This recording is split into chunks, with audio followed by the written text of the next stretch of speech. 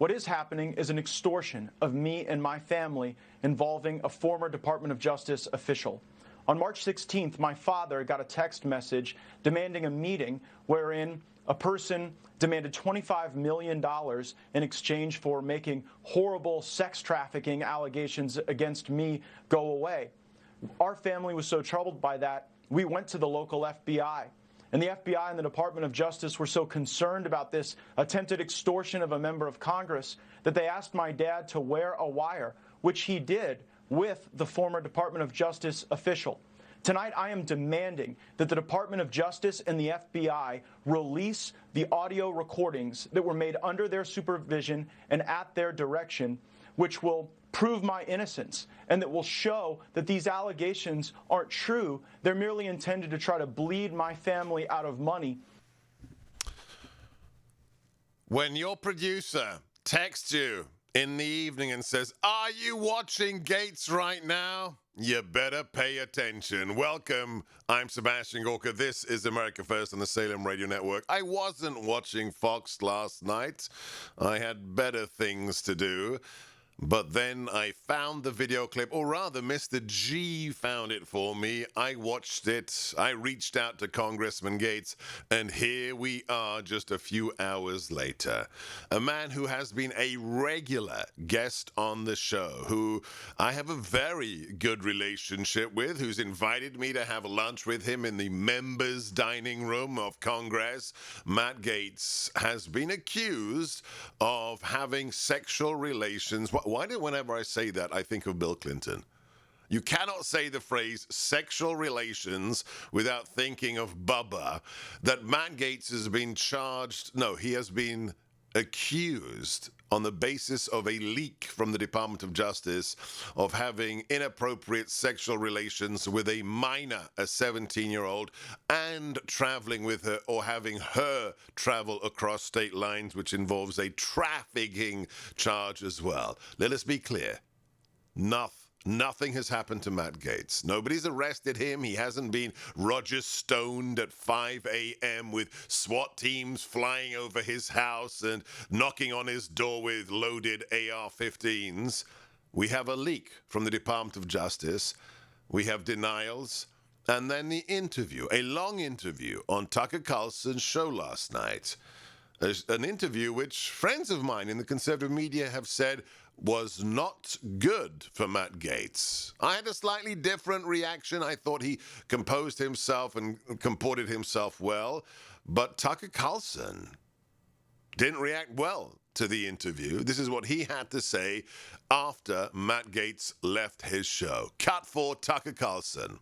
If you just saw our Matt Gaetz interview, that was one of the weirdest interviews I've ever conducted. That story just appeared in the news a couple of hours ago. And on the certainty that there's always more than you read in the newspaper, we immediately called Matt Gaetz and asked him to come on and tell us more, which, as you saw, he did. I don't think that clarified much, but it certainly showed this is a deeply interesting story, and we'll be following it. Don't quite understand it, but we'll bring you more when we find out. Well, it did clarify where Matt Gaetz stands. He says he denies it. He denies all of it. And also that a former Department of Justice lawyer was blackmailing or attempting to blackmail Matt and his family to the tune of $25 million, and that his father had agreed with the local FBI to wear a wire in a meeting with that individual who Matt Gaetz named on live television as former DOJ lawyer David McGee. And the New York Times story leak from the DOJ sabotaged that meeting where evidence could have been collected with that wire. Now, we are not a court, and we're not going to prosecute this in the court of public opinion. But Matt has been on this show. He's a public figure, as is Tucker Carlson, and the workings of the DOJ are things we must all examine and have the right to comment on. So let's discuss further with the person who told me about the breaking news. Mr. G, are you there? I am. You had a slightly different take on yesterday's interview, didn't you? It was interesting. I actually, what happened, it made a little bit more sense to me after I watched it a second time right after it. because he came on, he was going to talk about the allegations. He went into that a little bit. Then all of a sudden he gets into where he's basically someone's trying to extort his family for $25 million. His father's wearing a wire. And it sounded crazy because that's not exactly what you're expecting at all. Right. And I think that might be part of Tucker's reaction. I watched it the second time. It started to make a little bit more sense. Because what? There was too much of a data dump the first time round, and Matt was talking about stuff that hadn't appeared in the original accusations? Yeah, because all of a sudden it's this huge scandal that you weren't expecting at all. And then, of course, there's this added part that we didn't play where Matt makes the point that, hey, this is a pretty usual tactic. You yourself have been accused of sexually inappropriate behavior, Tucker, which was all a lie.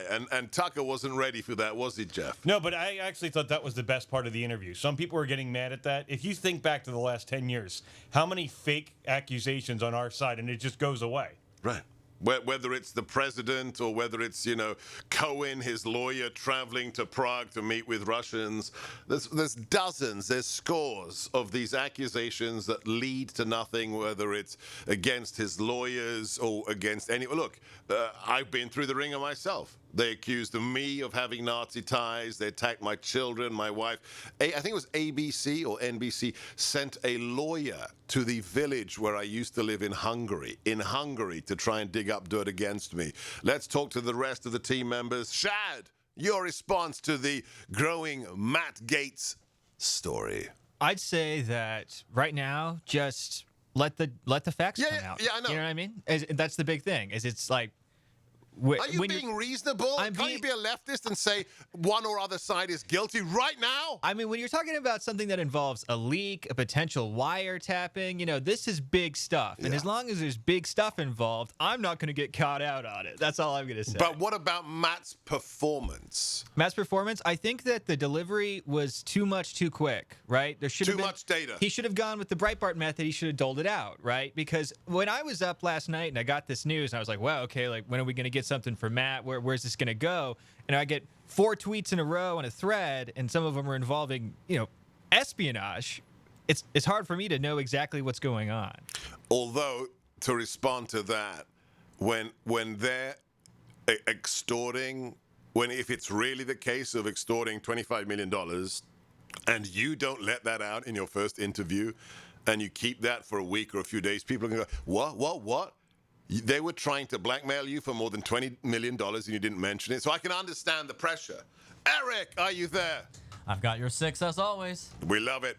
Your response. What's your gut, Eric?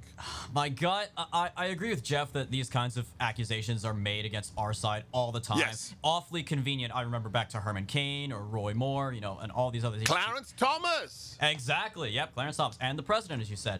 I didn't even know this detail until just today, actually, that Gaetz did actually name the guy. He named this former DOJ official, David McGee, who works at the Beggs and Lane law firm. So I'm like, okay, you're willing to name drop the guy. That shows that he's very confident in his side of the story. And, of course, McGee did say, oh, yeah, let the recording come out. I have nothing to hide. That, to me, implies that this guy probably just has the same complex that all these deep staters do, whether it's, Peter Strzok and a lot of them, they know they're guilty, but they don't care because they know nothing's going to happen to them. And McGee has admitted, I've got it here in the Daily Mail. Why is it a British paper that gets the best information? That he called Matt Gaetz his father. With what purpose, pray tell, Mr. McGee? We asked Matt to come on the show. He agreed last night. He has decided to wait a couple of days. Matt, the chair is waiting. The mic is on. We are ready to hear more details because that's how we uncover the truth. I'm Sebastian Gorka, the number here, 833-33-GORKA. That's 833-334-6752. We have only just begun. So much more to share. Amazing guests, Larry Elder, Jennifer Horn, Mike Lindell himself, and Bill Gaetz. Stay on this channel.